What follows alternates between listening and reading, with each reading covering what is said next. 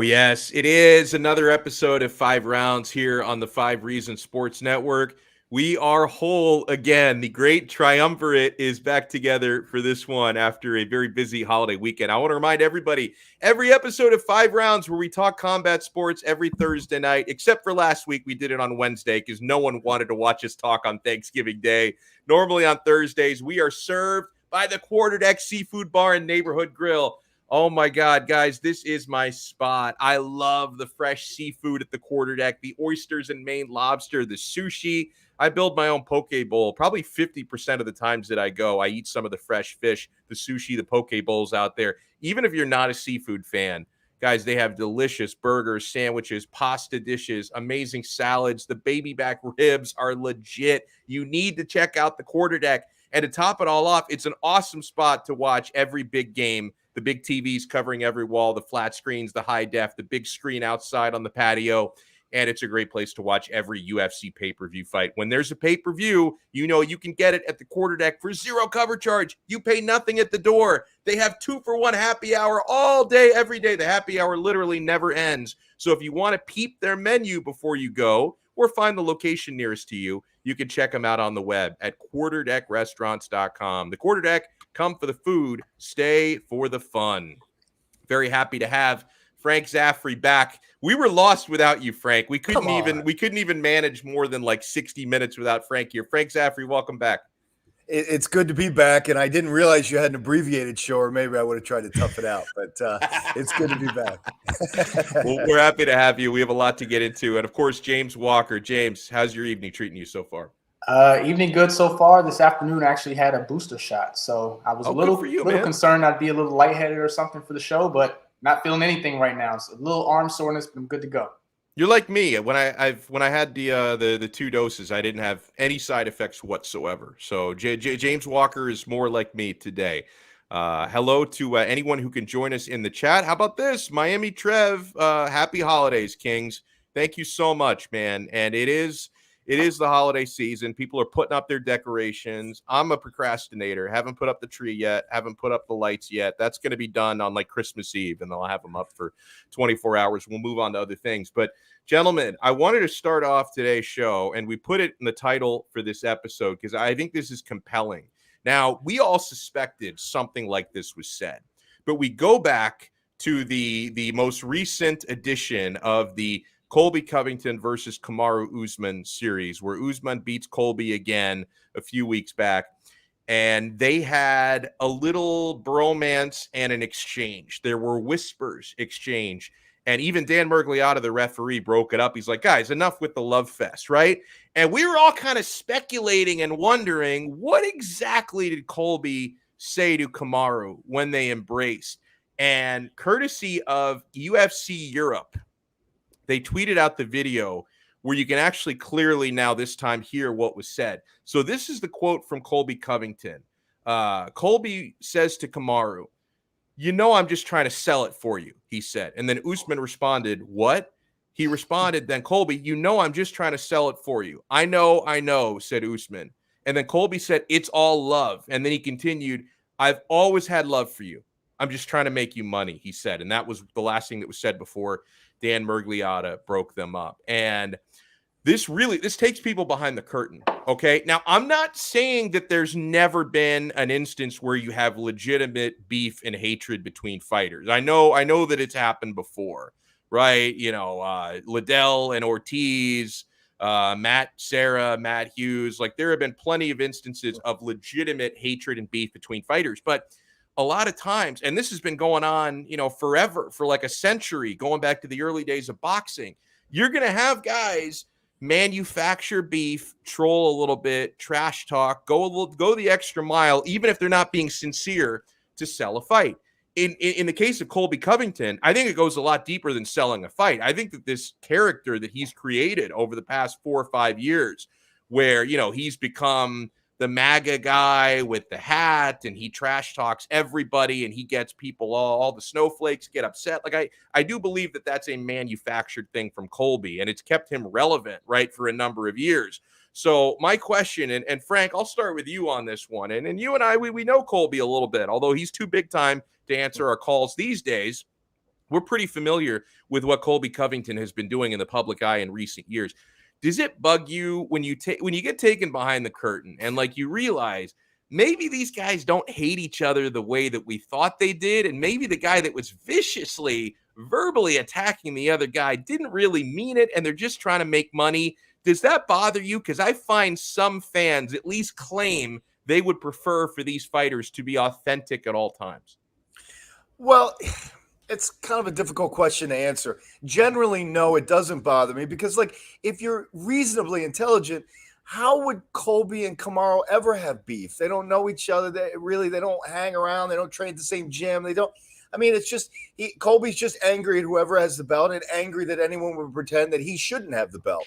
And it's part of his as you say, his shtick or his marketing machine to create that aggressive, antagonistic personality. But it doesn't bother me. And Alex, as long as you and I have been doing shows together, and when we had a closer relationship with Colby, we talked about it. I brought it up all the time. I remember bringing Colby down to the studio to do a show with us, and I told him, "I'm going to tell people you're a nice guy. I'm going to do it. You can keep doing what you want to do, and I get why it makes money, but he's just a really nice person." And what he meant by telling Kamaru that wasn't, I have this deep-seated love for you. It just means he respects him. Of course he does. I think they all have a lot of respect for each other. But to answer the other side of it, there have been moments watching fights over the years where two people clearly have a reason to dislike each other, and that things have been said that just you can't walk back. John Jones, Rashad Evans is another big one. Right, yeah. So when I see those kinds of combatants hug at the end, I get pissed off. Because then I feel like they're trying to be politically correct. Then I feel like they're trying to be like, all right, this is the way we're supposed to behave. If you hated the guy when you stepped in there, it's okay to hate him when you walk out. So that's kind of my two-pronged answer there. Yeah, and I have two interesting thoughts about this, and I may be veering off on a couple of things, but my first thought is I blame the UFC. They created this monster that is Colby Covington. They almost cut him. They told him he was a boring fighter, even though he was winning time in, time out. They weren't paying him much money, and they basically insinuated that, look, if you want to stay in the UFC, it's not all about winning. You have to be more interesting, sell more fights. Now, to Colby's blame, he took this thing way further than he needed to do. He's almost living this sort of double character that he's presenting, and I think the wool has kind of been pulled already. That most people know that you can't be that kind of guy all the time. That it's a bit of an act that what Colby is doing. But that's my first thought. That I blame the UFC first and foremost, and then Colby second for kind of taking it too far. What the UFC was kind of pushing him to do. The second thought that I have is with Kamaru Usman, I'm not offended by it. Like Frank said, there's no connection there. They didn't know each other before. They're just chasing the same goal. There was some trash talk. But what happens when he crosses Jorge Masvidal, where they do have a history together? And Colby's doing this, doing the Colby Covington act. And Jorge Masvidal isn't the type of guy that you want to play with. He's not going to play nice back. He's not going to be respectful back. He's going to assume that this is legit. Even a Dustin Poirier, a guy where they have history. Not that they're going to fight, but what if they run into each other? They have history. They trained in the same gym. Colby's talked about, his kids being a prop and his wife and just things that needlessly, there's no reason for him to do that. So, that's where I think, I'm more concerned about the whole thing, especially if it's an act. That why is he taking it this far? When I think there's legitimately, situations that could be personal on the other side. James's example of Masvidal and Covington, perfect, right? That's when I'll get pissed. If they hug after the fight, I'll be pissed off. But I agree with you, James. They're not hugging after the fight. Yeah, and like for me, and maybe this is because back in the day, I used to be a big pro wrestling fan. I'd be lying if I said I've watched it regularly in the past 20 years. I was a big fan during like the Monday Night Wars era. So I used to be a big appreciator of pro wrestling. Like I don't even if I know that some of these beefs in MMA are either manufactured or exaggerated, it doesn't really bother me because at the end of the day, I'm still entertained. I get entertained by the shoving matches and press conferences. I get entertained because some of the trash talkers we've had in this sport, like we've been blessed with some really entertaining folks. I mean, Chael Sonnen, and he still does a great job, like as an analyst breaking things down. He's got that personality, but when he used to pick those arguments with Anderson Silva, it was incredibly entertaining. I think a lot of people in the early days of the Chael trash talk couldn't really figure out if he was trolling or being legit. And honestly, the birth of the Chael Sonnen character about a decade ago, a little more than a decade ago, it was born under similar circumstances to Colby Covington. I mean, Frank, you told the story that early in Colby's UFC career, the guy was about as interesting as a brick wall, like just was wrestling, was winning fights, kind of ugly, not really saying anything, didn't have any personality. And I know deep down inside he had personality, just wasn't showing it to the world.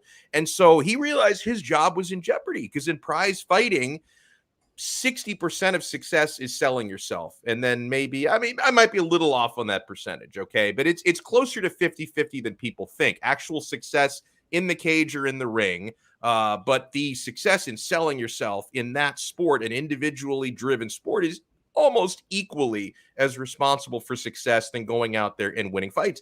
And so it was a similar thing for Chael Sonnen. Before Chael Sonnen fought Anderson Silva, back in like 2010, we didn't really know how much of a personality the guy had. He started trash talking, he started trolling, and it made him an instant celebrity. All right. So, and just to take people behind the curtain even more on Colby Covington, and he probably wouldn't be happy that we're telling some of these stories, but it is what it is. I can remember, Frank, an event we were both at, I don't know, 4 or 5 years ago when the UFC had that event at the BB&T Center, now FLA Live Arena, the Panthers Arena.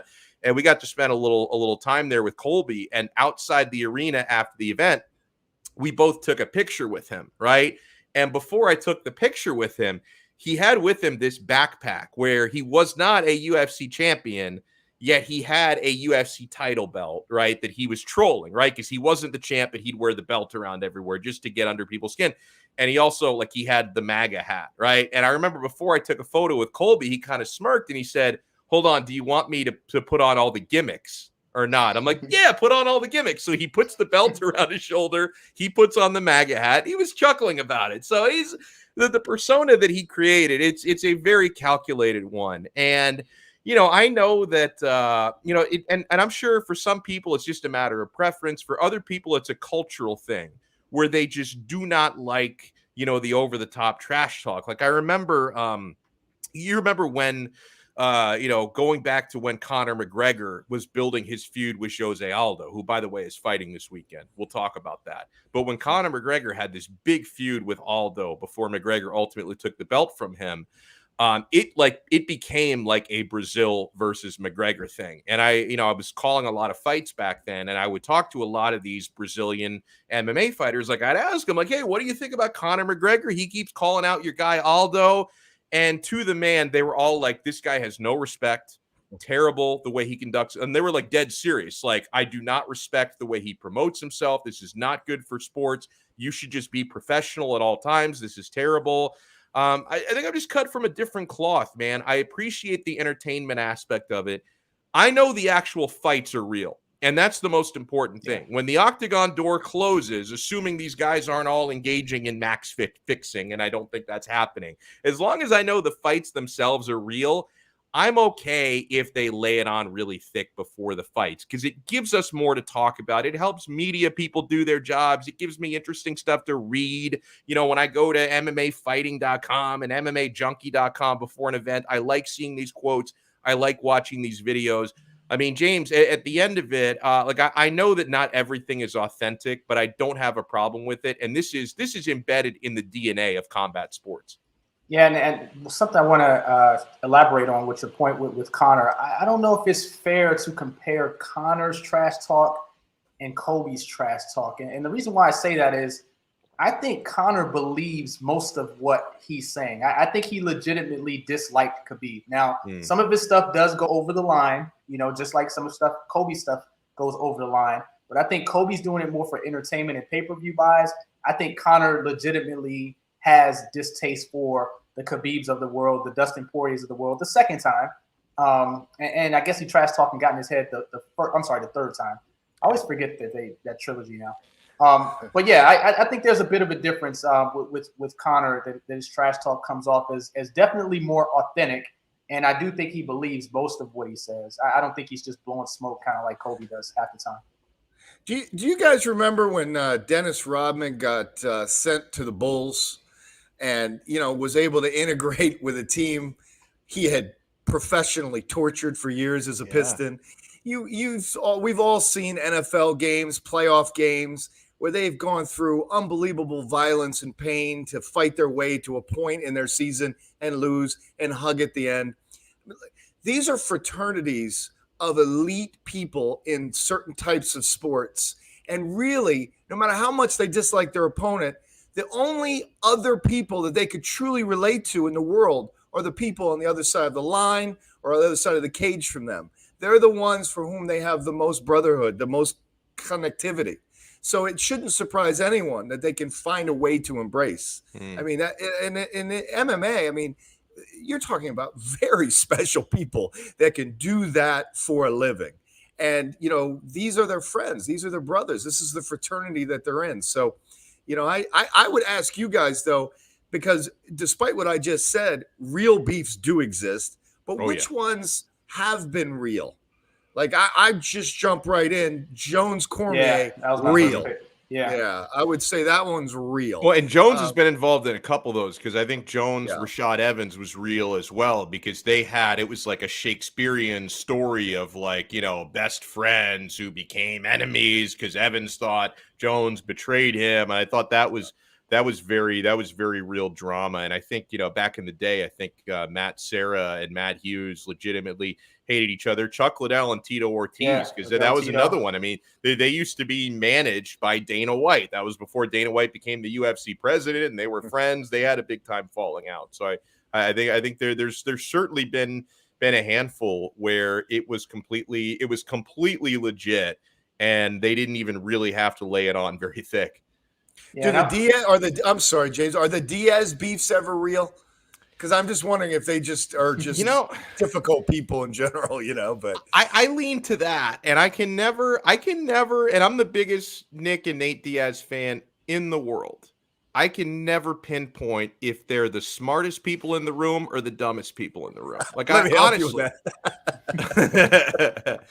because no, I mean, I think that the Diaz brothers are the types of guys that take everything literally, right? If you trash talk them, they don't even care if you're joking or not. They're going to take it as disrespect, and they're going to personalize it, and they're going to use it as bulletin board material to perform. So, I can't speak for both sides of it. Like, if a Diaz brother is feuding with somebody, like I can't necessarily say how the other person in the feud is taking it. But for the Diaz brother, I'm sure it's all completely legitimate. I think everything about those guys is authentic. Yeah, and I have a question I just kind of want to pose. I'm kind of posing with myself. Like, am I more likely as a hardcore MMA, follower, fan, am I more likely to buy a fight or not buy a fight based on the trash talk? Like, I'm going to get Poirier and Oliveira, even though they're not going to say one bad word about each other. Just like I got the Covington Usman, fights where they said 1,000 things about each other. I don't know if it matters that much to me. I more compare the skill set, but maybe we're in that different category of fan that Colby's talking about. Maybe Colby's talking about the casual who wants to see the spectacle and things like that. But I'm just curious how you guys feel about that. I'm with you. That and it's honestly the fights that I do order vastly outnumber the ones I don't order to begin with. So I am like a dream customer. Like, the UFC knows, unless they're really putting on a shit pay-per-view, they're probably going to get my money. Like, I think they understand that by now. But no, I mean, I think for me, and I think you guys probably feel the same, the first thing that I look for is, how great are these fights going to be, right? And not even just the main event, because obviously any big time UFC fan, we're looking at a 5-fight main card as well, and that's something, they're not as thick as they used to be, because the UFC stretches themselves kind of thin now with all the free shows. But for the most part, they are selling a 5-fight event, just the pay-per-view portion of it, and not just one main event, unless the main event is so strong. But I look at how great are these fighters, how high are the stakes, right? How important is this?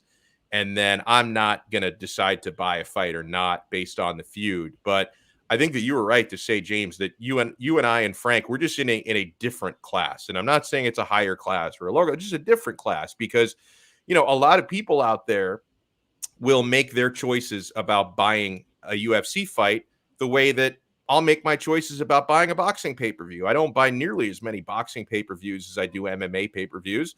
So if I'm going to buy a boxing pay-per-view, if the two guys hate each other's guts, that probably helps, right? I mean, that's probably going to contribute to it. I know that there are a lot of people out there who may not even necessarily know there's a UFC pay-per-view coming up this weekend unless they see one of the guys talking on TMZ, right? And those are usually fights involving somebody like a Conor McGregor or a John Jones. They'll see them on TMZ. They'll see them do, an interview on ESPN. They'll say, okay, there's drama here. I feel like buying this, right? I think that's the criteria a lot of people use. And to build to this whole trash talk argument, those people are the most important ones for business, right? It's the people who are on the fence. Like people like the three of us, most likely we're going to buy a fight almost no matter what. Maybe there are a few exceptions, but we're going to buy just about any UFC pay-per-view. But they are trying to get the business. Like the difference between selling 200,000 pay-per-views or 2 million pay-per-views, it's getting those people who aren't normally buying. It's getting those people that need there to be a hook and that need there to be some extra drama before they drop $70 for a fight. Yeah, and to build off of that, in marketing and retail, there are rules about how many touches someone needs before they're going to become engaged with a product, before they're going to click the button to order something or go to the store and buy it. And so, the trash talking just increases the touches through the course of the weeks leading up to a fight. I mean, it's all it is. As you point out, I mean, TMZ or whatever, it's going to pop up on your news feeds and different things you read, and you're going to see it more. Poirier Oliveira is going to sneak up on people, because they're not saying anything.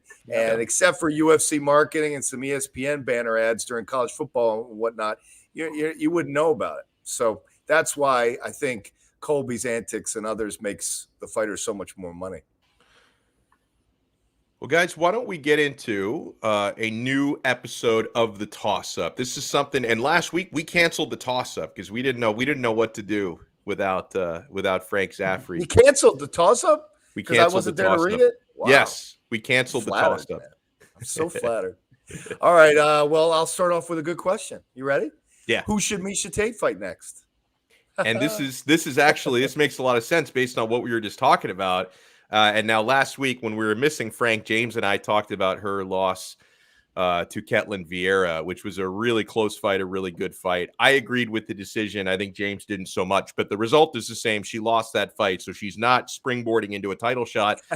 Honestly, for the reasons we just talked about, for drama selling fights, I would book Miesha Tate versus Aspen Ladd. There's a hook there. And Aspen was talking about that this week. Miesha Tate was talking shit about her boyfriend. Her boyfriend who coaches her, corners her. People were criticizing that video the last time Ladd fought, and she's coming off a loss now as well because, I thought there was a lot of sexism with the way people covered the story, because if he had been cornering a man, nobody would have complained about him. He used a stern tone when talking to his fighter. I thought people only complained about it because he was coaching a woman. Miesha Tate was leading the charge, talking a lot of crap about Aspen Ladd's coach/boyfriend. And I know Aspen took it personally. I'd say book the two of them. I think that could be a good fight. And it would make sense, I think, for both fighters coming off losses and the drama they have. Alex, your answer is way better than mine, because I really couldn't find a good answer for this. Because of the loss, had she won, I thought there would have been better possibilities. But Holly Holm was a name that came to mind just because of the rematch. I'm thinking of all the people that she might have beaten along the way that may want a rematch with her now that she's back. So that came to mind, but I don't know if that makes a lot of sense for Holly Holm. She's higher ranked, and Tate's coming off a loss now. But I think Ladd is actually a better pick. This whole thing with Miesha Tate starting to bother me, right? She came back and fought a 90-year-old woman. I'm exaggerating. She won the fight, and it should have been a one-off. Look, I came back, I did it, I got to win, and now I'm off. Instead, she delusionally thinks she can chase the title, and it's really bothersome. She drops a fight now, and where does she go next? Is she really going to stay in the mix, just kind of like as a gatekeeper? I mean, that seems like a horrible way to end what is otherwise a really impressive career. So I'd rather see her step away and her next fight be in the wrestling league, whatever wrestling league Ronda Rousey's in, and they should just do a complete spoof, hitting each other with chairs, the rest of it, and just rekindle that fierce competition in a more staged environment. I'd like to see that. James, you would know better than us. Did Rousey? She doesn't wrestle anymore. I know she just had a kid, but even before she had the baby, she stopped, right? Yeah, she did about a year and a half in WWE, won the title, was actually pretty impressive because of her, judo and wrestling, and there's very similar movements. So she had, some impressive matches and everything. And then, I think she just got tired of it and stepped away. Then she had a kid, never came back. So I don't even know if that's really on her radar. Well, that was a really stupid answer by me then. All right. Well, no, I was wondering, but move on to the next one. All right. According to his coach, Charles Oliveira could be interested in fighting Conor McGregor at 170 pounds. Is this something you'd be interested in? I'm going to say under the conditions, no, because his coach implied, Diego Lima, that this fight would happen if Oliveira beats Poirier. Then they want to do this super fight. I would actually prefer to do this if Oliveira loses to Poirier, because if Oliveira wins, he retains the belt. I want to keep the lightweight division moving. This is the deepest division in the UFC. Like, you're going to have worthy contenders popping up fight after fight after fight. I don't want to put my lightweight champion on ice, move him up way too heavy to 170. Charles Oliveira is a former 145er, is fighting at 155. 170 isn't really good for him. 170 is not really good for Conor either, to be honest. I mean, he should probably be fighting at 145, but he's too rich now to ever cut that kind of weight again. He cannot be bothered to cut down to 145. So, no, I mean, I'd honestly, I'd be more interested in making this fight if Poirier beats Oliveira. And then, because I think stylistically, McGregor versus Oliveira could be a really fun fight. Like, they're going to throw some crazy strikes. If Oliveira can get him to the ground, would have some high octane grappling and could probably tap out McGregor if McGregor doesn't knock him out on the feet. Either guy could knock each other out. So I like the fight stylistically, but if Oliveira beats Poirier, defends the lightweight belt, keep defending the belt. I'm not interested in that. What do you think, James? Yeah, I'm completely baffled by this idea. I mean, would this be under Conor's request at 170? Like, why 170? I don't understand that. No interest in that at that weight. I'm not even that interested in Conor getting a title shot right off the bat against Oliveira next at 155. Although, as Alex mentioned, it is an interesting style matchup, but it wouldn't be deserved. So I don't want to see those two in the octagon in 2022. Conor has enough fights lined up, enough of, I think, a road he needs to pave, even though he thinks he's going straight to the title shot. I could see him against, Diaz, Poirier, Chandler, a lot of different guys not named Oliveira at this point, especially if he's the champion. Conor shouldn't step in. The whole 170 thing, I don't get it. I don't even know why that was mentioned at 170. Guys, Alex, Lima said that. His coach said that, right? Yeah. He's a smart guy. Let me tell you something. Charles Oliveira, if he can figure out a way to get past Poirier, okay, if he can do that, the Shark Tank he's in, they know this run's not going to last very long. Okay, that's number one. Number two is nobody on planet Earth wants to see him fight Conor McGregor in any circumstance except him holding the belt. Yeah, so, that's true. Okay, now I want Conor to be my next opponent. Conor's the easiest out available. And by the way, let's put it at 170 so there's no belt on the line. This is just a fun fight up here, and I don't have to cut weight. So it's basically cashing in, out of weight class, belt protected, and extending his cash revenue for as long as he can before one of the other killers in that division takes him out. So I think Lima's a genius. I don't think the fight will happen, but I think he's really smart. That's a great point. It's like one of those things where in him talking about it, it makes it seem like that's something the UFC wants to do when like Dana White is probably thinking like, wait, who brought that up? Where did that come from? So no, I think that's a great point by you, because obviously his head coach is taking a percentage of his fight purse. That percentage goes way up when you fight Conor McGregor. So no, that's a really good point. What else we got? Where do you rank Jose Aldo among the top pound for pound fighters of all time? Oh, that's so, very, very high. And I think the fact that he's kept fighting so long beyond like his peak prime, and he's still, I think his last 2 victories have shown he is still in his prime, whether people accept it or not. Jose Aldo is still an excellent fighter, and he could very well win this weekend.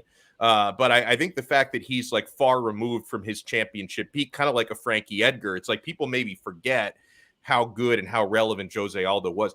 I put him right near the top, guys. I mean, you have people like George St. Pierre, John Jones, Anderson Silva, a guy who's active. I think very highly of Kamaru Usman. I put him in that conversation as well. Jose Aldo is right in that mix. In fact, I would put him higher than someone like BJ Penn, who's very legendary. But to me, Jose Aldo has had a better overall body of work than BJ, better overall body of work than a guy like, Randy Couture, who was very respected back in the day. Oh, yeah. So no, honestly, like Jose Aldo to me, top 5, right? Is that fair to say? And I don't want to forget about Fedor either. My guy, Nick and Nate Diaz. So top 10 at the very worst, Jose Aldo. Like he has to be in that conversation somewhere between 5 and 10 top all-time pound for pound fighters. I hope that people who maybe just started watching the sport a couple of years ago understand this is one of the most dominant champions of all time. I mean, in his peak at featherweight, when he was the featherweight champion, he would make people look bad in there. No matter how good the contender, he would make people look bad in that octagon. Yeah, man, it's a little lower for me. I think he's hovering around 10. I'm not guaranteeing he's in 5, definitely not 5. He's hovering around 9 to 11. I should have wrote this down as a better exercise for me. Now, keep in mind, we're considering pound for pound, right? That was the question, pound for pound. All this time, isn't like all time, Oh, all-time great, list. It's another one, Demetrius Johnson is another guy that I failed to mention. Henry Cejudo as well.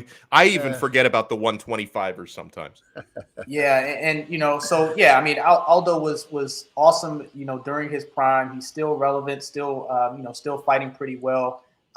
With him gassing out every now and then late in the fights still is a question for me because, I always look at the dominant champions, the all-time greats, the John Joneses, the GSPs.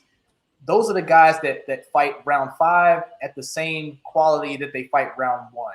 And Aldo just wasn't one of those guys. Even in 3-round fights, he kind of got tired in some, but he fought a lot of championship fights where rounds 4 and 5. He may have dominated the first 3 or 4 rounds, but kind of gassed out at the end. That's the only kink in his armor. I would say, I would probably say 9 to 11, but I'd have to write it down on paper to really do this. Well, let me, and Frank, you can weigh in on this as well. So I just, God bless the internet. So here is a list via Google search of fighters considered top pound for pound UFC fighters of all time. And it's a big list here. So you can kind of go through who you believe is higher all time than Jose Aldo. On the list, John Jones, I agree, higher. Anderson Silva, I agree, higher. Maybe not as much higher as some people think, but higher. Khabib Nurmagomedov, probably higher. Never lost. Matt Hughes, I think that one's debatable. I think I'd probably put Aldo a little higher than Matt Hughes. He's more of a modern era fighter. That's why. That's true. So that's where, yeah. But I think a more dominant resume though. Although Hughes in his prime was completely, he was a pioneer because nobody could figure out how to wrestle with that guy back then. Demetrius Johnson, who I mentioned, higher. I think that one's debatable, probably higher. Randy Couture, I put Aldo higher. Conor McGregor, I put Aldo higher. Even though I know McGregor beat him. Who put Conor McGregor on a list? Greatest all time. From sources across the web, they say. Daniel Cormier, I think I'd put Aldo higher. Max Holloway, Aldo higher. George St. Pierre, I'd put GSP higher. I don't know why. Wait, quick point here. Doesn't Holloway have 2 wins over Aldo though, head to head? Yeah, but again, that was prime. The tail end of an era. The tail end of an era, though. Yeah. Chuck Liddell, I would put Aldo higher. Cain Velasquez, I put Aldo higher. I think Cain could have been higher if he, his career wasn't derailed by injuries the way that it was. And the rest of the how about this one? Amanda Nunes. Yes, that's I Oh, had yeah. her on my list above. Yeah, Mm. I'm thinking like dominant champions who really fought murderers in their Mhm. respective divisions. Yeah, that's why Chuck Liddell can't be there. I mean, he fought some stiffs. Yeah. Even later in his title run, he fought some stiffs. So definitely got John Jones above, right? Anderson Silva, George St. Pierre, those three, no doubt. You got to have Amanda Nunes. You got to have Khabib. You got to have, I think, BJ Penn above him because I think See, BJ Penn. I don't think so. Well, we could argue that Demetrius Mighty Mouse Johnson. So man, I got Aldo around 8, but he's one of those guys like he was always just like they kept reprinting the posters of the champs. Aldo's always there, right? Always. He's just one of those guys that just wouldn't go away, like Silva and GSP. That's why I think he belongs in the top 10. All right. Anybody have But any parting? but I got to jump to James's point though. It is a funny thing to say because I think Max Holloway is the best featherweight we've ever seen. I know, but so, it's a funny thing what we're doing there, or what I'm doing. But I so I stand by my contradictory statement. So do I. So do I. Yeah. Conor beat him 2 in 13 seconds, but we're not putting Conor in. No, we're not. I really wish that fight had been maybe the greatest disrespectful thing I've ever seen done to somebody that I think we could all probably eventually agree should be in the top 10 all-time pound for pound. If this guy doesn't lose for what seems like forever, loses in a flash knockout and an immediate rematch is not issued. Thank you. Yeah. That's a great point. I mean, what the hell? And just because it was 145 pounds, nobody cared because the casual fan outrage wasn't there. They just wanted to see where this meteoric Irish, thing was going to go. And that's part of it too, because unfortunately, very few people cared about Aldo because McGregor was just a meteor, right? Yeah. But I got one more. It's December 2nd, right? It is December 2nd. Have you started Christmas shopping yet? I mean, 23 days left, guys. And I will wait the necessary 23 days between now and Christmas. I've got a lot of presents to buy. I'm gonna look at whatever, like, on Amazon they'll tell you like the last possible day you can order something so that it will ship before the 25th. I'm gonna be keeping my eye on that, and I'm gonna wait till the last possible day. And I'm also gonna be that guy because some of the gifts I buy are inspired. Like I have to be at a shopping mall because like it's harder just to browse online. I was going to ask you, are you online or in person? You're Both. In a mall? Yeah, but for probably about 80% online. But if I'm buying for like someone where I'm not really sure what they might want, let me just window shop a little bit, see what jumps out at me. I'll probably be doing that around like the 22nd. So I'm gonna run out the clock. I'm gonna wait till the last minute. Well, what about you, James? Yeah, we're planners, so we're probably 50% done. I pegged you as that kind of guy. Yeah, I pegged you as that. So did I. Yeah. What'd you get me, James? To be determined. You're on the other 50%. We haven't finished. Of course. I just want Alex to get me all the bets he lost. I just want him to finally pay up.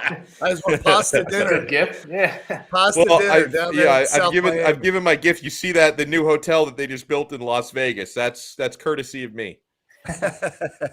We're primarily online too. Like my wife might go to a store or two, but we're primarily online. We do it as easy as possible. I don't know if everyone has this problem, but I'm terrified of going to big malls because when I go, no matter how much I think about it, when I park the car and I approach this Pentagon-sized building, once I step in, I know I'm hopelessly lost. I will never find the door I entered again. I could walk around the mall for the rest of the day. I'll never find it. And I always exit at the furthest point away and then just walk aimlessly through acres of parking lot trying to find my car. So do you guys have that problem? That online shopping has been the greatest thing possible for me just because of my inability to navigate malls. No, I have that problem, but I obsessively deal with it by when I walk into a mall, I will send myself a text message or I'll write it in like the Apple Note thing on the phone, like exactly the entrance. Like if I walk into whatever it is, a Macy's, or if I walk in by the food court, I will send myself a detailed message of like am I in the men's clothing section? Am I in women's shoes when I walk in? Did I walk in next to the Sparrow? Like I will write down exactly what door I walked in by, because I have a terrible sense of direction. And where this used to get me was when I started working in media and reporting on games, I would go to, Hurricanes games, Dolphins games at what is now called Hard Rock Stadium. And, no matter what part you're in, it all looks the same. If you don't write down, like, am I by gate H? Am I, what row am I in? And if I wouldn't be writing that stuff down, I'd walk around the entire stadium to look for my car. So then I developed this OCD habit of, if I park at a shopping mall, a big thing, like when I go to Disney World and I park, I have to, write down exactly the name, the number and the name of the row that I'm in. So I do that. Is Apple Maps good enough now to navigate you through a mall? James, do you know the answer to that? Like, if I'm at the Apple store, can I say, take me to Dillard's, and it'll just...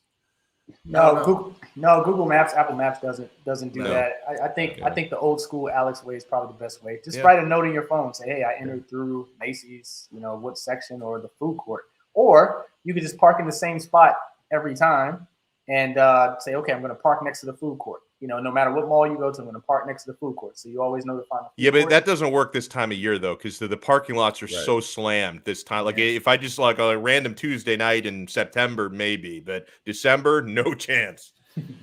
Stay out of the malls. That's basically the best answer. All right, so let's bring in our featured guest of the day. This man is the lead MMA reporter here at 5reasonsports.com. It's been too long since we've seen your beautiful face, sir. At 3-Piece Combo on Twitter, Jonathan Ramlakan is with us. How you doing, Jonathan? Hey, I'm doing great, man. Like you said, it's been a little bit too long before I seen all your beautiful faces. I saw you guys at PFL, so it was lovely getting to meet a couple of you guys down there. But we got a lot of fights this weekend, MMA, boxing. So, man, let's get it rolling. Well, here's something I want to get rolling. I'd like your take on something we were talking about a few minutes before we brought you on, and not about the mall food court stuff, but no, on where do you see Jose Aldo's place, top pound for pound all time? Because I said I see him probably somewhere between like number 6 to number 10. Like, in the conversation, I think maybe slightly below the John Joneses, the Anderson Silvas of the world, maybe Khabib, you could put him certainly very high on the list. So I've got Aldo in that conversation. Like, to me, I think undisputed, definitely top 10 all time. Then the question would be, how high in the top 10 do I go? Yeah, unquestioned top 10 all time. His title defenses, I don't know exactly how many, but I know he's had a ton between WEC and the UFC as well. I think you gotta rank Max a little bit higher. I think if he goes out there and gets it done, it's tough to argue just because of the way he's fought lately and his reign as well, right? He's had an awesome reign. The way he showed up against Aldo, although that was a little bit later in Aldo's career, I think he was probably the second greatest featherweight of all time at this point. To your point, right? You got to have GSP up there, then you have to have John Jones, and then you have Khabib. Not any order specifically, but those three, like you said, Anderson Silva is up there as well. Nick and Nate Diaz. Yeah, exactly, right. So that's 5 and 6 right there. But yeah, so with that 4, Max Holloway, you probably put him right around there, right? Like you said, around 6. I think that's a good spot for him. There's a couple of guys that are working their way up to there. I mean, Adesanya still has a way to go, but he's been dominant at 185. You can put him up there as well. We still don't know how long Francis is going to go, right? But Francis, look at the whole heavyweight division, right? How far do you put Stipe up there, having the most title defenses in heavyweight history, and then finishing on top? Obviously, he lost the last fight, but dude's 41, right? He's at the end of his career. You got to look at it as a whole. Top 8 for sure, absolutely top 8, and his skills. All time, just the way he's able to mix it up, not only with his striking, striking, just going to the body, going to the legs, just phenomenal, right? All time, one of the greatest featherweights of all time. And he's got a big one coming up this weekend, Jonathan. And for all of the incredibly nice things I've said about Jose Aldo, I think he probably loses this fight, but I don't have a whole lot of conviction on it. I mean, Rob Font, I think he's a slight favorite in this one. He's got incredible boxing, a great jab. I think for Font, don't take even a second off early in the fight. And I know that you could say, hey, the longer the fight goes, 5 rounds, it'll benefit Font. But you don't want to let Aldo take control early, because if Aldo can dictate the fight by his pace, he's going to have more cardio. But if you can dictate the early rounds, then I think Aldo will fade in the later rounds, because that's been kind of the pattern for his career. We know Aldo is virtually impossible to take down. He's got incredible takedown defense. I do think that Font can touch him up, and this could potentially be the biggest victory of his career so far. But it's tough, man. Like, I don't know if I have conviction enough on this to bet on Font. I can still be talked in or out of that because it would not surprise me if Aldo wins. So enough of me straddling the fence. What do you think happens in that main event this weekend? Yeah. Well, you said excellent points, and I want to say what's up to Cap for Life, saying what's up to us. Appreciate you joining us, buddy. But I was breaking down this fight, and I was watching a couple of Font's last couple of fights. I watched him against Garbrandt. I watched him against Sergio Pettis, who's fighting this weekend as well, right? To your point, man, that jab is very, very good, and he's really good at using the three E's, right? Entering the pocket, executing that combination, and then exiting the pocket. He does a really good job of doing all three to make sure that he stays safe and stays out of the ways of counters. But here's the one thing that I see about those guys coming out of Boston Cartel. They have a really high guard, but what is Jose Aldo really good at? He's really, really good at targeting the body and good at hitting that calf kick. So I think that Aldo has a little bit of an easier way to go because as Rob Font is probably going to be head hunting throughout most of the night. We're going to see Jose Aldo mixing it up, not only going to the head, but as we've seen him, he's devastating to that liver, going to the body shots, going to those low kicks as well.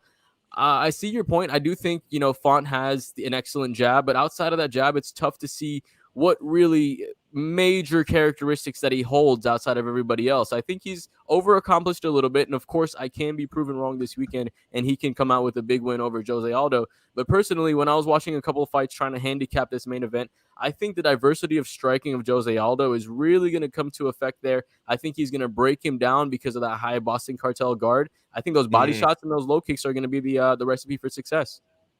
And I can already sorry to cut you off, James, but I can already tell you guys what's going to happen. I know the combination of Jonathan Ramlakan, and I haven't spoken to Lee Sterling, my betting guru, about this fight yet, but I can already tell you he's going to talk me into betting Aldo because Lee Sterling, he loves the slight underdogs, right? Because it's nice, like, hey, this guy could win, and you make better than even money when they win. So I know that between what Jonathan just said and Lee Sterling tomorrow, I'm probably going to be talked into betting Jose Aldo. Hey, Jonathan, Aldo said something that scares me a little bit this week. He said, I'm going to hang around until I get the belt around my waist, basically. At this stage of his career, that those kind of comments, you see that from fighters, always scares me a little bit. I just want to get your thoughts on whether Aldo would end up being one of those guys that hang around too long, because we're starting to see that with the Frankie Edgars of the world and some other fighters recently. Yeah, I mean, I think to your point, it is coming to that, it's creeping up to where we've seen him a little bit too long, especially when we saw him versus Peter Yan, the way he got devastated by him. It was probably everybody's mind thinking, hey, this is the end of the line for this guy. But he had a pretty good showing in his last couple of fights as well. I feel like he's adjusting to that 135 weight cut. He's really filling into that size. I don't think he's going to be here for, too long because, first of all, I think he's going to win this weekend. And once he wins this weekend, he's going to continue to cement himself in that top 5. And let's say somebody gets it done against Peter Yan, right? I mean, Aldo has a chance against anybody else, in my opinion, against rather than Peter Yan. I think if anybody else is up there, TJ Dillashaw, who's current champion? Aljo, right? Aljo has good wrestling, but like Donno said, the counter wrestling of Aldo is really, really good. If he has a matchup against Aljamain Sterling, I think that's a winnable fight, and we could see that happen, right? And that could be something that could line up. We never know how it'll really all line up, but I don't think it's to the point where we'll see him hang around too long. I think if he loses 2 or 3 in a row and he slips out of the top 8, I think he'll be like, all right, this is enough for me. I know my point is here. I'm not going to win the championship. And like we saw with Felicia Spencer today, just understanding her spot in the sport and that she's not going to be able to win a title, I think Aldo will know when to hang it up when he loses a couple. Yeah, Jonathan, he hasn't slowed down and he's not any less tough. I mean, I think what's just really amazing about this sport, and let me know if you agree with me, but it's like you see a great football player and you see that football player start to decline and the game changes for said football player because that player got older and slower and can't keep up. But in this sport, it's changing so fast. Athletes are being drawn to it in larger and larger numbers that the game is changing during the course of your very career. And so, Aldo, in my opinion, looks, I mean, maybe I'm being a little bit exaggerative, but I think he looks damn near as good as he looked several years ago. It's just that everyone is getting so good at this sport now Yeah. that the great Aldo would not reign probably today, the way he did when he first burst on the scene. Yeah, I mean, to your point, it's like MMA as a whole is evolving, right? The guys today, you can take somebody in the top outside of the top 15 today, and they would probably be a champion in the early 2000s just because of the way they're able to mix it up and use all of the mixed martial arts together. I think that's something that, when Aldo was starting off, they didn't have quite as much of, right? You were rather just a striker or you were just a grappler, and you kind of had to work against one or the other. Now, here's the thing about Aldo. He's still not super old yet. He just turned 35 this year. A lot of right? mileage, though. A lot of mileage. That's the Yeah. thing. He's been in the game for such a long time. That's the only problem you want to say. But, I mean, he's recovered really well after that Peter Yan fight. If we see him take a bad performance tonight, I can see, him kind of moving back, probably not moving forward to that title shot. Maybe see him take one more fight, call it a career, a Dominic Cruz or Cody not Cody Garbrandt. Maybe he steps back up to 135. Dominic Cruz or a TJ Dillashaw fight. That would be a fun one, right? Just to call it a career for him. But still, I'm 35 years old. Although he has a lot of mileage, I think he still has a little bit of juice left in him. I still think he's been continuing to develop as these other guys has continued to develop as well. And I think he can still hold his own with any one of these top three in this division. So let's move up to the lightweight division because we got a title fight coming up there pretty soon. Dana White has all but confirmed now that Justin Gaethje is going to be the guy to get the next title shot. Now, I don't think you can full-on guarantee that because if it is like a really close or controversial fight, you can't rule out a rematch depending on how it goes between Oliveira and Poirier. But Dana has indicated Justin Gaethje is, in fact, next in line. I know that Coach Khabib will not be too happy to hear that because he's been pounding the drum of a guy who I think is a future champion in Islam Makhachev, who's got a big one against Beneil Dariush. So do you think this is the right call? Because obviously Gaethje, very exciting fighter. He's one of my favorites to watch, high action. He did have a title fight about a year ago. He lost to Khabib before he hung it up. So do you agree that going with Gaethje next is the right call, or should it be the Makhachev-Dariush winner? No, I agree with the Gaethje call, right? I think if you just look at this completely objectively, Gaethje beat the guy that just lost to the title, right? He just beat the previous title challenger, and the only guy he lost to before that beat everybody he fought. So you can't really mark that as a loss on his record as you would for anybody else. So Gaethje is still the top lightweight, or if not one of the top lightweights in the division. And for him to be put in the position to fight for the title next, I think is right.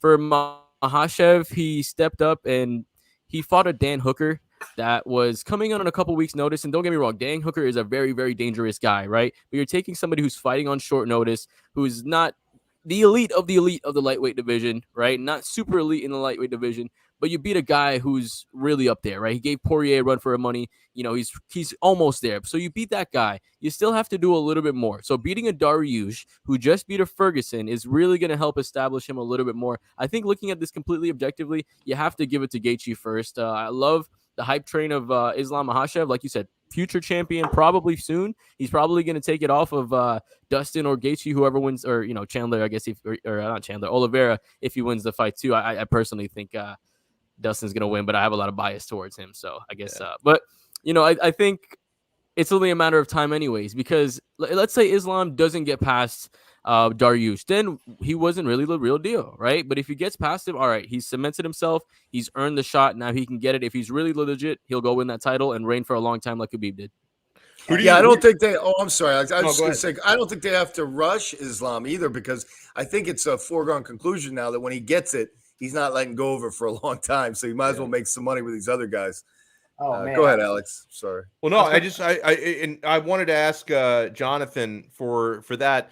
And I think you indicated it here that you think Poirier is going to win. But how do you see the fight playing out between Poirier and Oliveira? Do you think it's kind of a routine night at the office for Dustin? Because I will note that Poirier, I don't want to sound like a hater because I'm a big fan of his, but he does have a reputation over the years for going on a great streak, and then when you get to a really huge fight, I know he's beaten Conor McGregor a couple times now, but I mean, listen, McGregor, he's like Rocky at the beginning of Rocky 3, no focus, all that Hollywood stuff.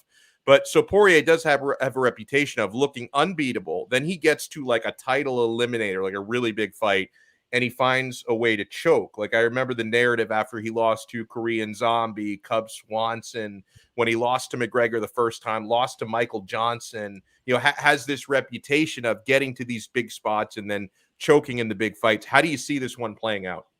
Yeah, I think he's kind of gotten a little bit past that, right? I feel like, against Max Holloway, he had an absolutely phenomenal showing against one of the best strikers in the UFC, regardless of weight class. So I think that was one fight that really just showed his heart, as well as I think in the Khabib fight. I mean, out of anybody I've ever seen fight Khabib, this was the one time I thought he was actually going to lose, because he had him in that, I believe it was a guillotine or a rear naked. Yeah, it's a But guillotine. it was very tight. It was very tight, and No.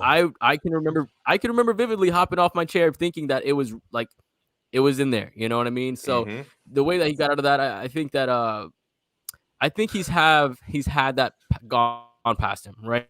We've seen, even with like LeBron, right? In the NBA, he's had his time up to even 2011 where he wasn't really performing in the finals, and then past that, man, he's just been absolutely phenomenal. I think that we've seen the growth of Dustin Poirier to the point where these fights are just going to be the next one up, right? He wants to win this undisputed title. I mean, he's talked about it before, how this is kind of the main goal of his career is to win this title. The money is great too, but he wants his title. And I think with the skill set that he has, and with somebody across from him like Oliveira, I think it's a solid matchup for him to get it done. Jonathan, switching gears a little bit, the three of us, Alex, you and I, had the fortune of watching the hottest free agent right now fight twice in the past year in Kayla Harrison. Just what's your thoughts about her free agency, where she lands, where she should go, where she will go? A lot of factors there heading into 2022. Where do you think you'll see Kayla Harrison next year? Where do I think we'll see her? Honestly, if I had to put a perspective on it, I'd probably say 50% PFL, 35% Bellator, 50% UFC, right? That's kind of where I'm thinking right now if you had to hedge your bets, just because she can go to the PFL and just win another $1 million and continue to sharpen her skills a little bit more, right? I mean, it would be very easy for her to do that. Don't get me wrong. There's some new, competition coming in. I know they brought in Julia Budd. They have some other women coming in that division, but no one's really even close. Yeah, she wrecks everybody in that. It's not even close. No, so she can easily go get another $1 million, kind of continue to work her skills back up. I think the best move for her would be to probably go to Bellator, because they have a couple of solid fighters. You can make the matchup with Chris Cyborg, and that's a big money fight for Bellator as well. Yeah. I think that's probably the best option for her, because she can go there, continue to improve her skills against real competition, not just crushing cans, right? I think having that matchup against me, like I said, a Cyborg or somebody else over there would be good. And if she's able to pass that step, then you bring her over to the UFC, and she's a legitimate star even before stepping into the octagon. Jonathan, this part of your interview is going to be an exhibit in the UFC's defense of the lawsuit that they're antitrust, and they have to be split up. Literally, you just described a young fighter who should probably stay with PFL or maybe go to Bellator. It's amazing, right? I mean, it's an amazing change of the landscape. I'm actually being a little bit serious, but a couple of years ago, I don't imagine that would have been the comment, and things are changing very rapidly. And to pick up on what Jonathan's saying, I think that in the short term, I think the smartest career move for Kayla Harrison would be to get into Bellator and immediately fight Chris Cyborg, right? I mean, obviously the two biggest fights in the world she could possibly get would either be against Cyborg and Amanda Nunes. And to me, just the spectacle that would surround a fight with Cyborg would almost be as big as fighting Nunes, but it's a lot more winnable of a fight. And I'm a big fan of Chris Cyborg's, but and obviously we saw the head-to-head matchup between Cyborg and Nunes. It's just, Cyborg is probably, the second or third best, depending on where you put Kayla, one of the top 3 best female fighters on the planet. I mean, she is a wrecking machine, but just not in the way that Nunes is. Because I would favor Kayla Harrison in a fight against Cyborg, would not favor her in a fight against Nunes. So to me, it would make sense to go to Bellator and fight Cyborg first, because Kayla probably wins that fight, and that makes her only a bigger star before she someday fights Amanda Nunes. And then once you have that, I mean, that's what UFC wants, right? You want to make these big matchups. The problem with Amanda Nunes coming in is that her fights don't draw because everybody knows she's going to win, right? Everybody knows, like, there's really not much competition there. You can throw her against Shevchenko again, and I think that's the only interesting matchup. But if Kayla Harrison is able to get past Chris Cyborg and be like, hey, you beat her a little bit closer to her prime, but she's still winning championships over here in Bellator, and I took her out here. You have, like you said, a legitimate star in her that can come into the UFC, and let's say she shocks the world, right? I mean, Holly Holm shocked the world when she beat Ronda Rousey. It just takes one fight, right? There many different outcomes can happen in a fight. One thing just has to go right for Kayla Harrison, and she could be the next biggest star coming out of the women's division. So it's a very interesting matchup. I think it's just positive overall that we have another woman stepping into that spotlight, right? I know we've all talked about Cyborg and then Amanda Nunes and Shevchenko, and then outside of that, it hasn't been really anybody else. Now, with Kayla Harrison coming up, and although Claressa Shields, lost, she still is somebody in the back burner. Don't know if she's going to become somebody but there's still, the opportunity of at least using that name to make her a draw. I think it's just overall positive for women's MMA. So I want to throw something at you. We were talking about this early in the episode. Now, you probably appreciate this because I know you're a pro wrestling fan as well. We all kind of suspected what Colby Covington said to Kamaru Usman when he was whispering in his ear after their fight about three and a half weeks ago. And, courtesy of a video that UFC Europe tweeted out, we now know exactly what he said before Dan Murgliata broke out the love fest. Colby said, I'm just trying to sell it for you. It's all love, he said. And then he continued, I've always had love for you. I'm just trying to make you money, he said. Now, I accept the fact that this has been part of combat sports for well over a century, like probably forever. Like the Roman gladiators were probably manufacturing crap talk to each other, thousands of years ago. So it's like, I know that some fans would say they prefer everyone to be authentic and respectful.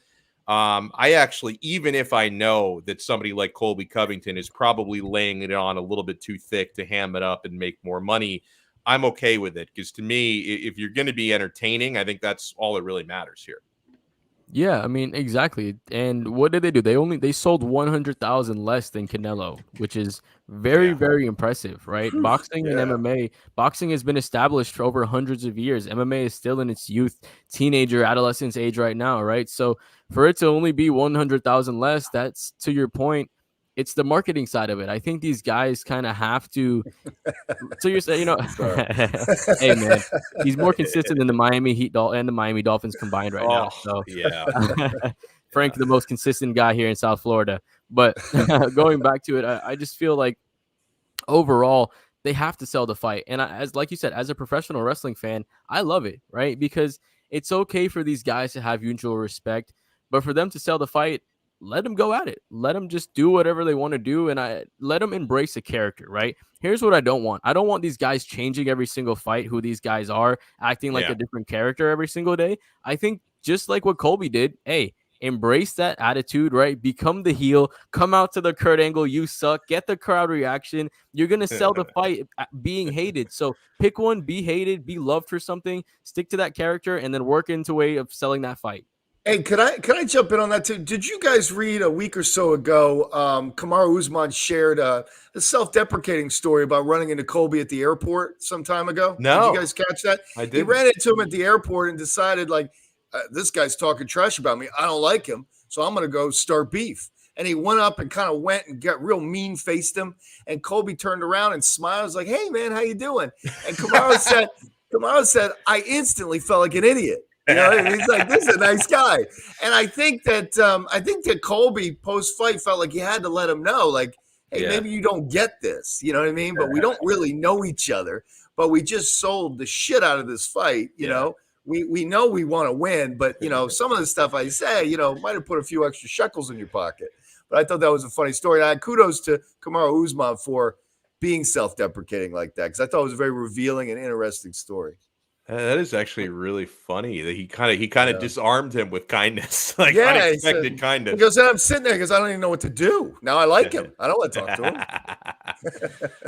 Oh my God. And by the way, we see our guy, Alex M. Welcome into the chat. Let me throw some shout outs in the chat. Alex M is in. Estefan has been sending us a ton of messages. I think honestly, I feel like the match you describe here, that's like so 2013. Like they're both a little long in the tooth now. Ariane and Brittany. Cap for life, welcome in. Thank you so much for the kind words. Miami Trev too. Thank you so much. But Alex M. He's sent us this message before, and I agree. I would watch this season of Tough.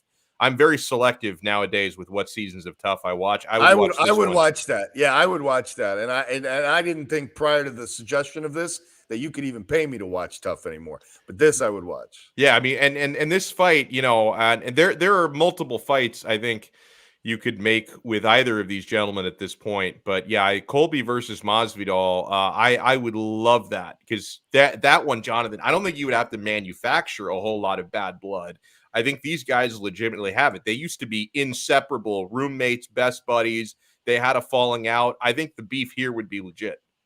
Yeah, I mean, when you're friends with somebody and then you're not friends with somebody, it's a little bit more, there's a little more to it than just not liking somebody in the first place, because there's a lot more personal there. So now, when you're watching this show, hey, there's going to be some personal digs here and there. There's going to be some clips coming out of these shows that we're going to want to make sure we see before we get, before it gets out on Twitter or whatever. But like you said, man, this is going to be real heat. Masvidal is one of BMF, right? One of the realest guys out there. He's like you could put him in that Nate Diaz kind of category, right? Yeah. Where he just came from the streets, right? Fought his way up, and now he's fighting in the UFC, which is really crazy to think about. But and then you have Colby Covington, right? The preppy kind of guy who's putting on the character, doing everything he wants to do there, and it would be a perfect dynamic. I mean, Colby knows how to talk trash. Masvidal knows how to do it more organically. I think it would be a great dynamic, and it would be a lot of fun and bring a lot of interest back to Ultimate Fighter. But could George restrain himself? Because you wanna put on a show on this Tough episode, but George is just so authentic that he's just gonna swing, and then what happens then? Yeah, remember what he did to Leon Edwards? Yeah. Or I don't know if you guys heard the story that Chael Sonnen actually told about him in the restaurant, where he had a chain on and somebody came and grabbed his chain, so he knocked that guy out.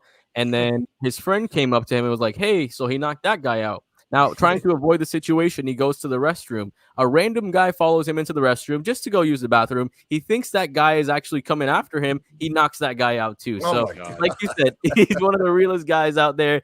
He doesn't play. He doesn't play. And to the Leon point as well, right? That fight should have happened. That would have been an awesome fight. Yeah. But he doesn't. Hey, if hands got to get thrown, hands got to get thrown. That's the way that Masvidal goes. Yeah, no, I remember, because somebody, it was either one of you guys or somebody in the chat, brought up, I guess it was you when you talked about the BMF, Jonathan, that one of the most uncomfortable positions I've ever been in was the lead up and the fight itself between George Masvidal and Nate Diaz. Because listen, I may be a 305er. I appreciate Miami. I'm a big Masvidal fan. But my real loyalties, they lie with the 209. I can never root against the Diaz brothers. If the Diaz brothers, for whatever reason, ever fought each other, I would root for a draw. Like, I cannot root against a Diaz brother under any circumstances. And so being in this community for the buildup of that fight, and everyone's like, because they know I like MMA, and they're like, oh, bro, Masvidal's going to knock that punk out, right? I hate that Diaz guy. I'm like, shut your fucking mouth. Nate Diaz is the greatest fighter God ever made. And I'm getting in all these debates, and then the fight itself, of course, didn't go my way. So just being a member of it wasn't Nate's fault. His face just fell apart. No, exactly. The Diaz brothers do not lose. They either run out of time or they suffer these unfortunate cuts. So as far as I'm concerned, they're both undefeated. Okay, so let's just get that out there. But no, the whole build up to it, like being in Miami and rooting against like Miami's favorite MMA son, was a very uncomfortable position for me to be in throughout that fight, and I never want to go through that again. I mean, that's a really tough position to put yourself in. I mean, personally, I was on the Masvidal side, right? I mean, Udonis Haslem shouted him out. You had The Rock going behind him. Nate Diaz is great, but I started watching actually today to the sport, just to tell a small short story. Today was the day that I actually started watching MMA every single week because of the Ngannou versus Overeem knockout. So today was when I became committed to MMA. Absolutely. So that was another one that pissed me off. I'm a huge Overeem fan. My guys take L's left and right. I mean, it comes with the sport. If you hang around long enough, you're bound to take some L's. Yeah. Like Masvidal got knocked out by Usman, and I never saw that coming at all. I thought he was going to get taken down, but Jonathan, hey. my favorite show I did with Alex was coming in after his idol Fedor got knocked out with the famous crotch punch from Dan Henderson. Yeah, that was rough too. I mean, and listen, like as far as I think Fedor has had a career renaissance. I mean, he beat up the elite Timothy Johnson recently. You could bring Fedor right into the UFC now, and I don't care. Ngannou, he knocks that punk out. Surreal gone, he'll finish that punk. Don't even worry about it. They've got Fedor's career all figured out now. Tin cans in Moscow, he's got that covered. No testing. Just so like obviously Jonathan and I we root for different eras in the sport. I hold on to my legends from years past, and Frank knows this. My I know you do as well. But my 5 favorite fighters, and I don't think this list will ever change, no matter who comes up and dominates. Although there are a few Dagestanis who have gotten my attention in recent years, but my 5 favorites of all time: Nick Diaz. I'll even give them to you in order. Okay. Nick Diaz, Nate Diaz, Alistair Overeem, Fedor. I've got to throw Mark Hunt into that mix as well. I love that dude like a brother. All your favorite fighters have psychological disorders, right? They all do. Mark Hunt, he sees ghosts. I don't know what his deal is. Yeah, I've been a huge fan of Mark, and Mark Hunt has one of the best stories because back when the UFC bought out Pride, when they bought them in 2007, and they started bringing over like the best Pride guys, like they really, except they couldn't get Fedor over because of all his contract demands and stuff. But they brought over the Crow Cops immediately. They brought over Vanderlei. They brought over Shogun, Dan Henderson. They brought over like a lot of the top guys. The UFC tried to pay Mark Hunt not to fight because at the time that the Pride purchase happened, Mark Hunt was just some fat guy who would lose to the top Pride heavyweights, right? They had no respect for him. So they're like, oh, hold on. We don't want to actually promote this guy.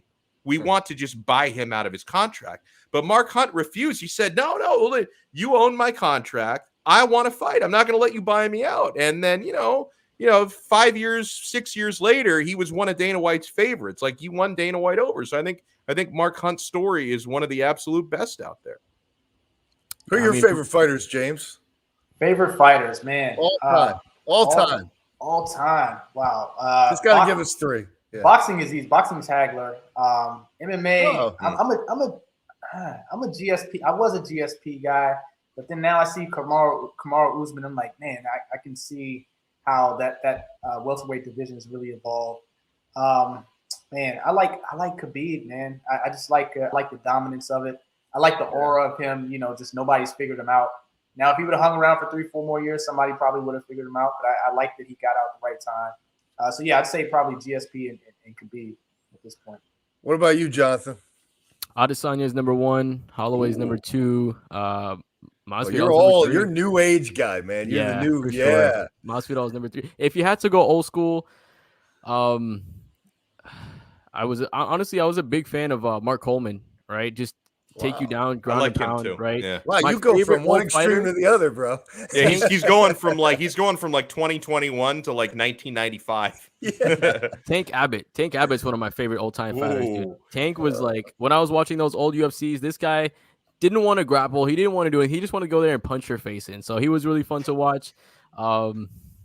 I mean, obviously, Anderson Silva, I didn't get to experience him live, so I kind of knew he was going to win all the fights he was going to get into, so it didn't really have the mystical, the mystique of there, so I didn't get to experience that live, but just watching him was crazy. Chris Lieben was a really fun fighter to watch as well. He was a dude that got punched in the face a lot, and he was able to, except against Anderson Silva, keep that chin and keep going against Chris Liddell was fun to watch.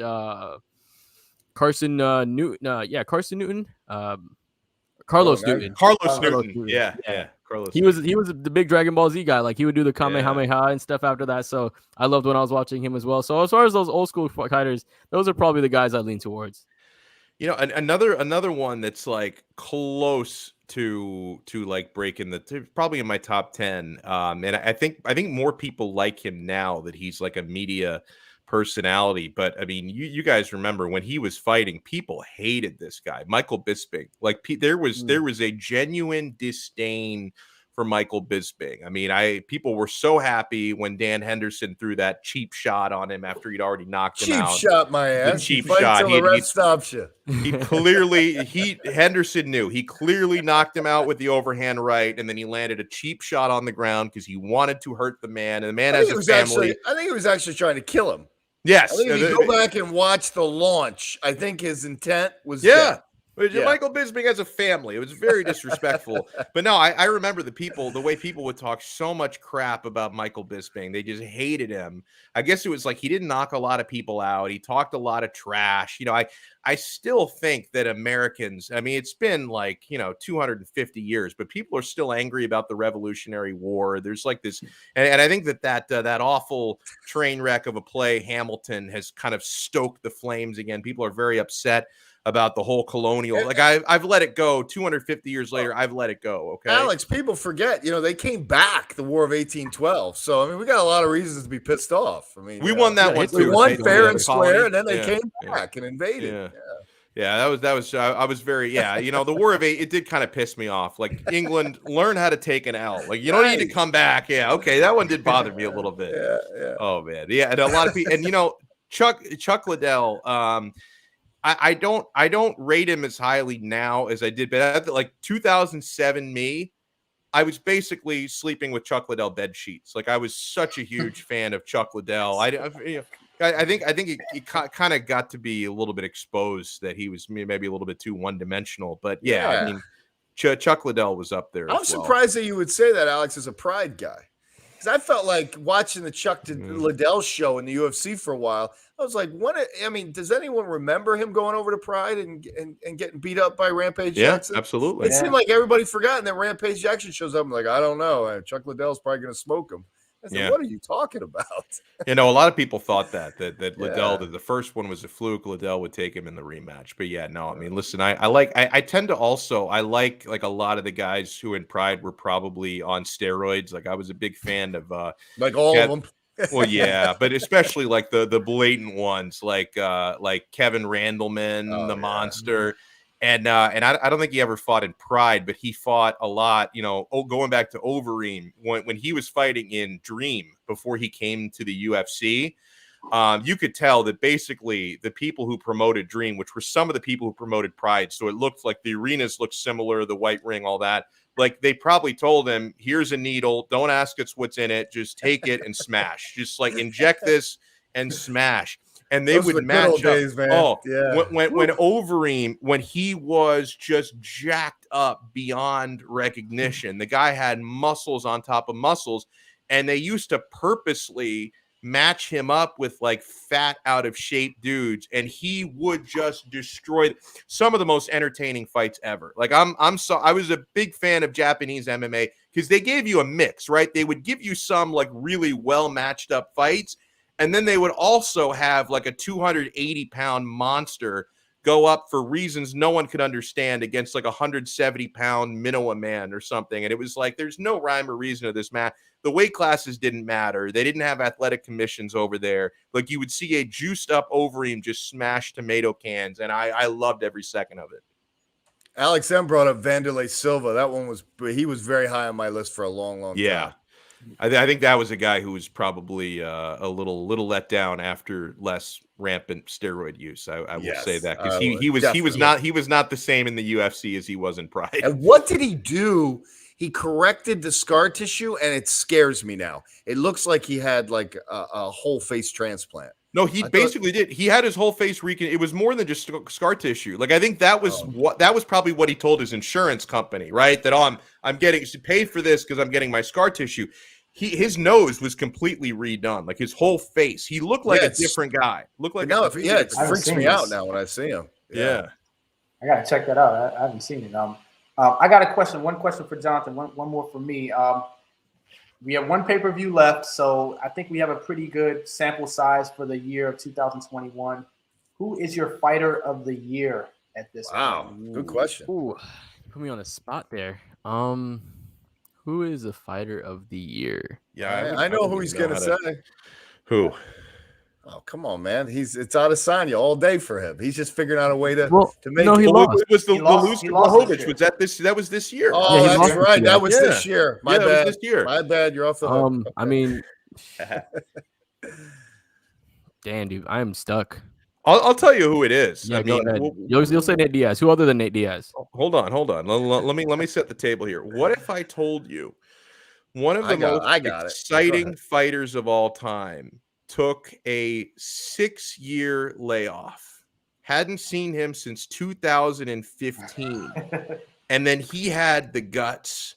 Manny, the dump button. Manny, the dump button. Manny's not even here tonight. He's at the Panthers game. Don't worry about Manny. Damn it. 6 years out of the octagon might as well be a lifetime, right? I mean, there are a lot of fighters on the UFC roster who probably hadn't made their pro debuts before 2015. 6 years away from the sport, made a damn near triumphant return against a former welterweight champion and a former Strikeforce middleweight champion, a very, very decorated opponent with credentials, resume, up into the heavens, right? And nearly got it done. Nick Diaz is your fighter. Give me another fighter who stepped into the octagon after a 6-year layoff. Go ahead, And look think like about it. And look like it. Bite Come your on, tongue. man. It's got to be Usman, right? Yeah, I was thinking Usman. I mean, I think Islam had 3 fights this year, and he won all 3. Yeah. Right. Thug Rose is up there too, I think. Doug Rose is up there.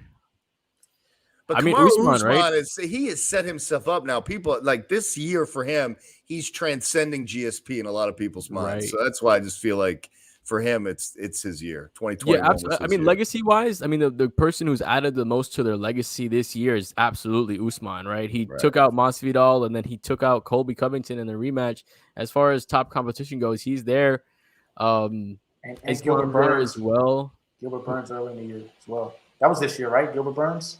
Yeah, that was definitely this year. Yeah. Okay, so it was 3 then. 3 fights this year that he won. Yeah. And for me, like, not just because I love Colby, but I feel like Kamaru Usman beating Colby a second time, like Colby is a more dangerous opponent in your division than I can think of any of the other fighters having, in terms of, I mean, I feel like Colby beats almost anybody in that division, and it's almost somewhat one-sided.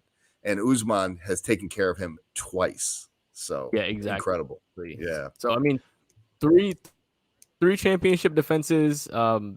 Burns, Masvidal, and Colby Covington. That's 3 of the cream of the crop in that 170-pound division. I don't think anybody has more wins at that high level than him. I think Usman is the right answer there.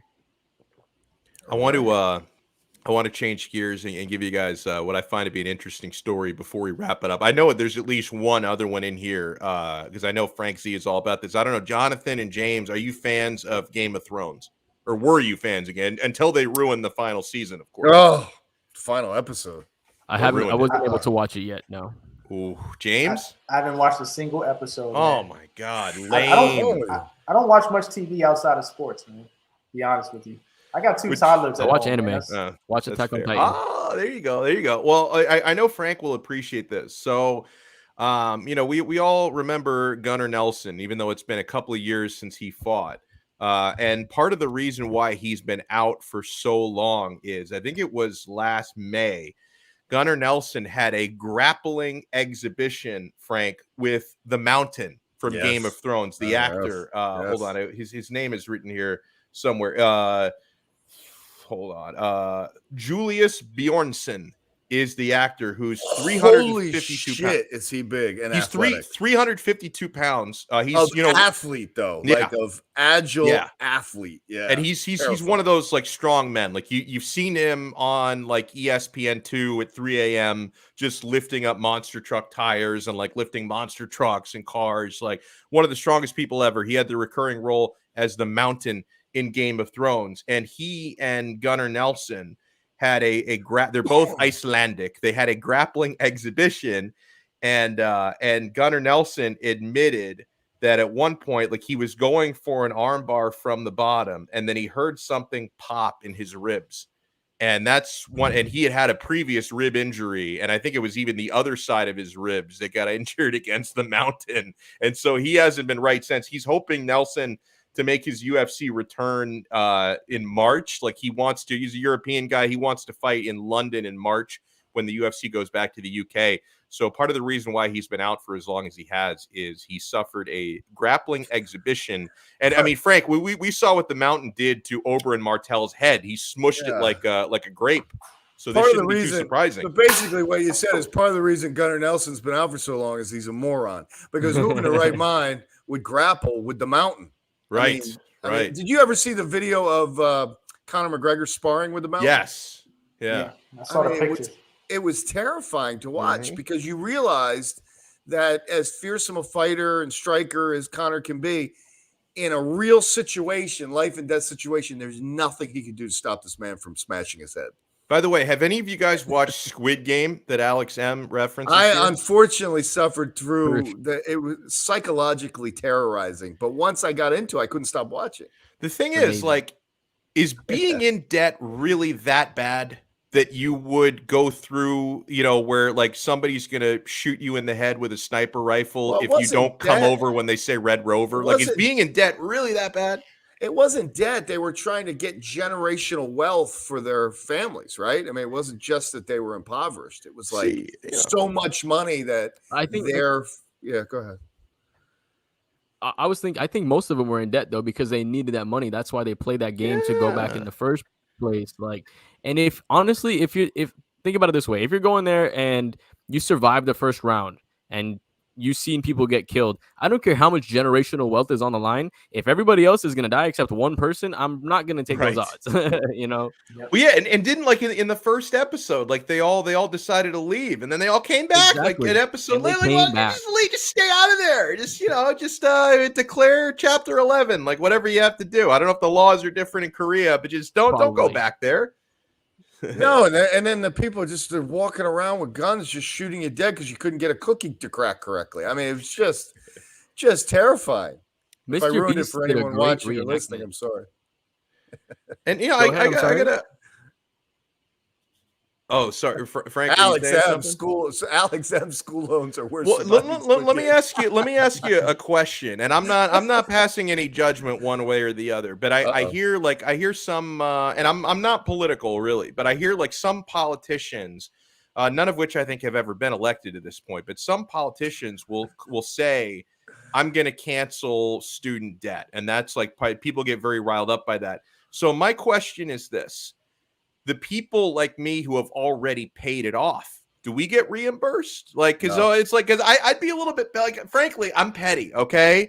So if there are people now who are in student debt and like, politician X gets elected and they cancel student debt, I got to tell you, I'd be kind of pissed that they're canceling it for people who have the debt, Alex, this and is not for the people who paid it off. Dark side. It's moments like this that bring you over to the dark side. No, but like honestly, like that would really piss, and it's very petty. I get it because there are like 20-year-olds that are in debt right now, student loans.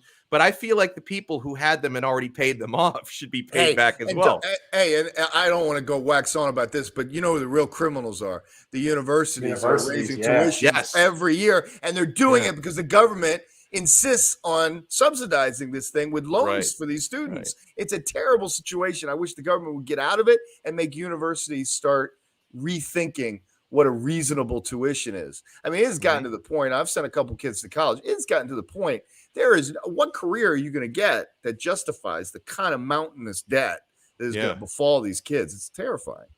Yeah, interest rates are nuts on it. The interest rates, and you can't claim bankruptcy on student loans either. Like bankruptcy, you can die and it'll get passed on to your kids. Like, oh my God, that's terrible. Oh, so if that's all. I should rack up a bunch of debt to leave with my kid. That'll be my gift from being. Whoever thought that system up needs to fight the Mountain in the octagon to the death. Get your all right. So we'll on that apolitical political note, we will wrap it up. I want to thank Jonathan Ramlakan for hopping in. You see right there where you find him on Twitter at 3Piece Combo. Where else can people find your work, sir?